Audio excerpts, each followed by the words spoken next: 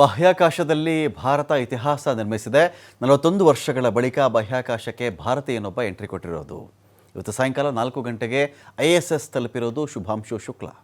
42 ನಿಮಿಷಗಳ ಕಾಲದ ಮೊದಲೇ, ಇನ್ನು 42 ನಿಮಿಷ ಇತ್ತು ರೀಚ್ ಆಗಲಿಕ್ಕೆ. ಅದಕ್ಕಿಂತ ಮುಂಚೆನೇ ಇವರು ತಲುಪಿರೋದು. ನಿಗದಿಯಾಗಿದ್ದಂಥ ಸಮಯ ಅದು. ಅದಕ್ಕಿಂತ 42 ನಿಮಿಷಗಳ ಮೊದಲೇ ಪ್ರಯಾಣವನ್ನು ಮುಗಿಸಿರೋದು ಶುಭಾಂಶು. ಸುಮಾರು 28 ಗಂಟೆಗಳ ಪ್ರಯಾಣದ ನಂತರ ಇಲ್ಲಿಗೆ ಪ್ರವೇಶ ಪಡ್ಕೊಂಡಿರೋದು.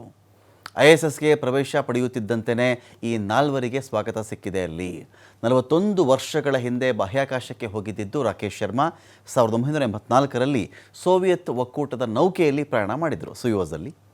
ಇವತ್ತು ಎರಡನೇ ಭಾರತೀಯನಾಗಿ ಶುಭಾಂಶು ಶುಕ್ಲಾ ಇತಿಹಾಸ ರಚನೆ ಮಾಡಿದ್ದಾರೆ. ಅಲ್ಲದೆ ISSಗೆ ಹೋದಂತಹ ಮೊದಲ ಭಾರತೀಯ ಎಂಬ ಹೆಗ್ಗಳಿಕೆಗೆ ಇವರು ಪಾತ್ರರಾಗಿದ್ದಾರೆ. ISSಗೆ ಹೋಗೋದು ಅಂದರೆ ಅಷ್ಟು ಸಾಧಾರಣ ವಿಚಾರ ಅಲ್ಲ, ಅದು ಒಂದು ಅದ್ಭುತ ವಿಚಾರ. ನೋಡಿ, ಭಾರತೀಯನೊಬ್ಬನಿಗೆ 41 ವರ್ಷಗಳು ಬೇಕಾಯ್ತು ನೋಡಿ. ಆಫ್ಟರ್ ರಾಕೇಶ್ ಶರ್ಮಾ ISSಗೆ ಇವರು ರೀಚ್ ಆಗಲಿಕ್ಕೆ 41 ವರ್ಷಗಳು ಬೇಕು ಅಂದರೆ ಈ ಮನುಷ್ಯನಲ್ಲಿ ಕನಸು ಈ ಥರದ್ದು ಹುಟ್ಟೆ ಹೆಚ್ಚು ಕಡಿಮೆ ಕಾರ್ಗಿಲ್ ವಾರ್ ಟೈಮಲ್ಲಿ ಶುಭಾಂಶುಗೆ ಈ ಕನಸು ಹುಟ್ಟಿರೋದು.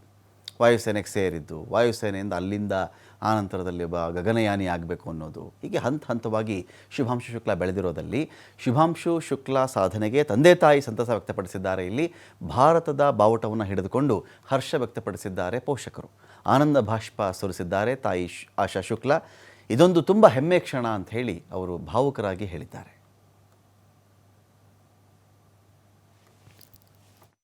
अभी इस समय भैया जो है 2 शब्द बोल दीजिए। 40 बहुत अच्छा बाहर आ गया बेटा, स्पेस में आ गया, बहुत खुशी की बात। आपने देखा उसका लाइव प्रसारण, कैसा लगा आपको देख के?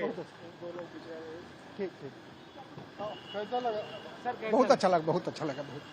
भारतीय जो है अंतरिक्ष में दिखा है, कैसा लगा देख के?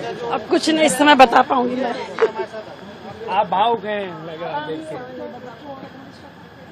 कैसा लग रहा है? मैम आपने लाइव फोटोज देखी, कैसा लगा आप अपने लड़के को देख के? अच्छा लगा, प्राउड मोमेंट हमारे लिए।